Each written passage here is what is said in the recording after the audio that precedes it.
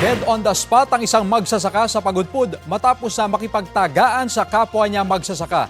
Ay sa pulisya, naungkat ang dating alitan ng dalawang magsasaka at nauwi ito sa tagaan. Nasa ospital ang sospek matapos magtamo ng mga sugat sa katawan. Maharap siya sa kaukulang reklamo.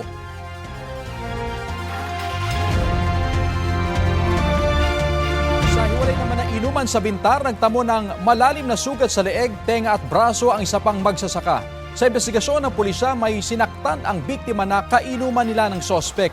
Nagalit ang biktima nang umawat ang sospek kaya umuwi ang sospek at kumuha ng espada. Pagbalik doon niya, pinagtataga ang biktima.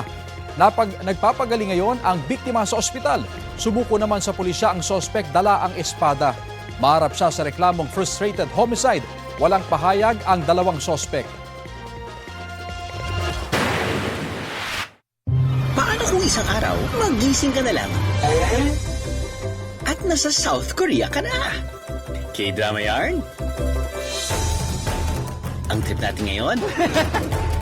Mag-hashtag feeling blessed. Sinusubukan ko maging adventurous para sa inyo. Dahil dapat ganun yung mindset. Pumunta ka sa ibang bansa, subok ka na ng subok.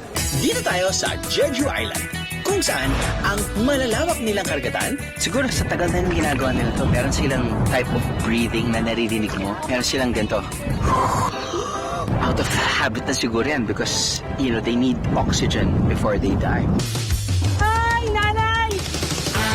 Young people hanggang old people, yakang-yaka. Ang nagbibigay ng masasarap landakan. Gumagalaw pa eh! Asa na sabaw? Idagdag pa riyan ng mga sikat at dito lang matitikman.